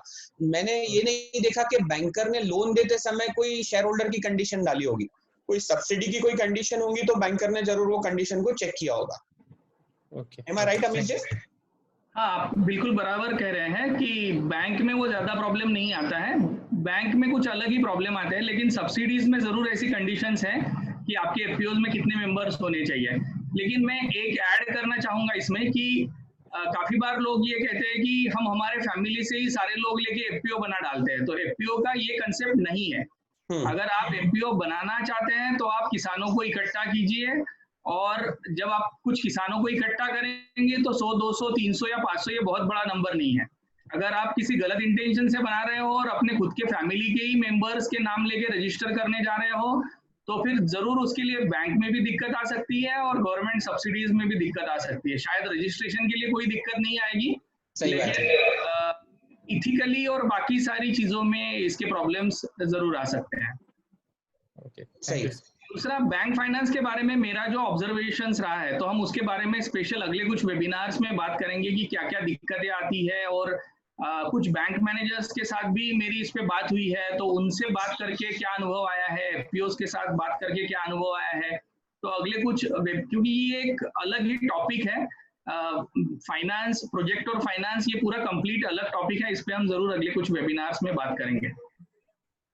ठीक है, तो मुझे लगता है कि अभी सवाल नहीं है, और कुछ मुझे लगता है डिस्कशन भी काफी अच्छा रहा। मैं सिर्फ इतना बताना चाहूंगा, जो ये वीडियो देख रहे हैं या आगे देखने वाले हैं उनके लिए, कि registration, farmer producer organization registration के लिए जो प्रोसीजर राम ठक्कर जी ने बताई, वो आज की तारीख में एप्लीकेबल प्रोसीजर है।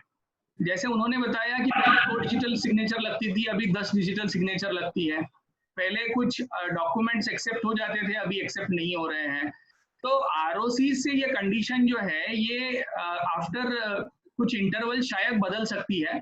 तो आज अभी हम जुलाई 2020 में, हो सकता है कि 3 महीने 6 महीने बाद कुछ उसमें बदलाव आया हो, या अगले महीने में भी कुछ बदल सकता है। तो आप जरूर एक बार आपके कंपनी सेक्रेटरी से कंसल्ट कीजिए और जानिए कि ये सारी प्रोसेस जो है इसमें क्या कुछ बदलाव आया है, और उस हिसाब से आपको कंप्लायंस करना पड़ेगा। अभी मैं आप सभी से अनुरोध करना चाहूंगा कि आत्मनिर्भर भारत अभियान में भारत सरकार ने ये जो मिशन हाथ में लिया है, जिसमें 10,000 किसान उत्पादक कंपनियां बनानी है, उसके साथ साथ ही अगर हम इस पैकेज को देखें या गवर्नमेंट स्कीम्स को देखें, तो कल ही माननीय कृषि मंत्री जी ने खेती के लिए जो पैकेज दिया था, उसमें से पहला स्कीम था 1 लाख करोड़ का इंफ्रास्ट्रक्चर फंड। तो उसमें उन्होंने जो स्कीम डिक्लेयर की है उसमें भी एफपीओ को उन्होंने प्रायोरिटी दिया हुआ है। उसके कुछ दिनों पहले लाइव स्टॉक के लिए एक स्कीम डिक्लेयर हुआ था, उसमें भी एफपीओ के लिए प्रायोरिटी दिया गया था। तो ये सब चीजें हम अगर देखते हैं तो ये हम आसानी से कह सकते हैं कि अगले 10 या 15 साल अभी फार्मर प्रोड्यूसर ऑर्गेनाइजेशन के लिए बहुत अच्छे हैं, और इसके माध्यम से हमारे किसानों के सक्षमीकरण का जो एक कोशिश सरकार कर रही है, अगर हम भी सही तरीके से इसमें उतरते हैं तो कृषि विकास जैसी टीम आपके साथ है ये सारे एफर्ट सक्सेसफुल करने के लिए।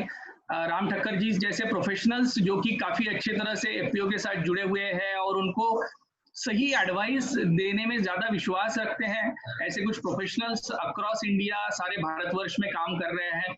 इन सारे प्रोफेशनल्स के साथ मिलके कृषि विकास जैसी एनजीओ जो काम में लगे हुए हैं इनके साथ मिलके हम काफी अच्छा काम कर सकते हैं।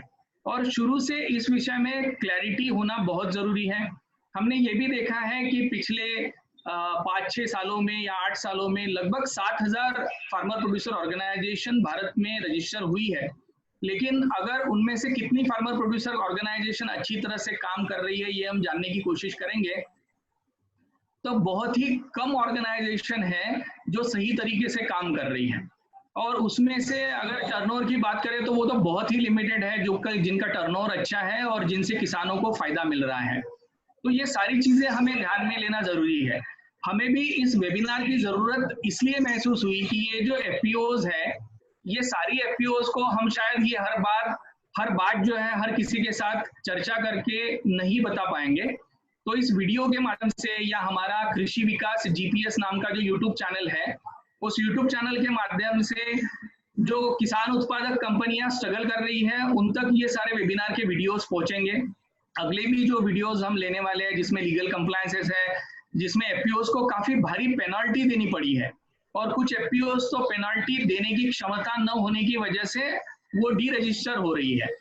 तो ये भी हमें ध्यान में रखना है कि टाइमली लीगल कंप्लायंसेस हमें करना है। एफपीओ का अकाउंट है, ऑडिट है, जैसे अभी हमारी बिजनेस और फाइनेंस की बात हो रही थी, एफपीओ के प्रोजेक्ट प्रपोजल्स है, एफपीओ के लिए अलग अलग गवर्नमेंट स्कीम है, ये सारी जानकारी देने की कोशिश हमें इस वेबिनार सीरीज के माध्यम से करने वाले हैं। तो आप तक ये सारी जानकारी पहुंचेगी और किसान भाइयों को फायदा होगा। जो अभी एफपीओ बनाने की सोच रहे हैं उनके लिए तो ये बहुत ही फायदेमंद साबित होगा, क्योंकि आप एफपीओ बनाने के पहले या उसी स्टेज में अगर ये सारी जानकारी आपको प्राप्त होती है तो आप सही तरीके से अगली दिशा निर्धारित कर पाएंगे और उसका आप सभी को और आपके सभी सदस्यों को, सारे किसानों को फायदा होगा और आपका नुकसान भी होने से आप बच सकते हैं। तो हमारा आपसे यही अनुरोध रहेगा कि आप अगर एफपीओ बना चुके हैं तो भी आप उसके बारे में जो आवश्यक जानकारी है वो प्राप्त कीजिए। आप अगर एफपीओ बना रहे हैं तो आप बहुत ही अच्छे स्टेज पे हैं, आप पूरी तरह से जानकारी लीजिए। हम आपको जानकारी देने के लिए सदैव तैयार हैं, इस विश्वास के साथ कि ये जो आत्मनिर्भर भारत अभियान चल रहा है, इस आत्मनिर्भर भारत अभियान में और इसके अलावा भी सारे स्टेट गवर्नमेंट्स, काफी सारी एनजीओ, एक्सटर्नल एजेंसीज, किसान भाई कोशिश कर रहे हैं कि वो एफपीओ बनाए और एफपीओ चलाए। तो वो सारी कोशिश इसी जानकारी के साथ आप अगर आगे जाएंगे तो जरूर उसमें आपको यश मिलेगा, ये हमें यहाँ पे विश्वास है। इसी विश्वास के साथ मैं आपसे अनुरोध करना चाहूंगा कि आपको अगर कोई भी दिक्कत है तो आप हमें यहाँ स्लाइड पे दिए गए हमारे नंबर पे कॉल कर सकते हैं या हमारे ईमेल आईडी पे लिख सकते हैं। और हमारा यूट्यूब चैनल भी दिया गया है कृषि विकास जीपीएस। इस चैनल पे ये वीडियो और बाकी काफी सारे वीडियोस अपलोड किए हैं या किए जाने वाले हैं, आगे के वेबिनार भी। तो यहाँ से आपको उचित जानकारी भी जरूर प्राप्त होगी, यही मैं आज से कहना चाहूंगा। आप सभी ने इस वेबिनार में पार्टिसिपेट किया, आप सभी का मैं धन्यवाद देना चाहूंगा। राम ठक्कर जी ने अपना समय देके सभी के साथ कंपनी पंजीकरण प्रक्रिया यहाँ पे शेयर की, उनका भी मैं धन्यवाद करना चाहूंगा। Thank you sir. Thank you sir. Okay, thank you.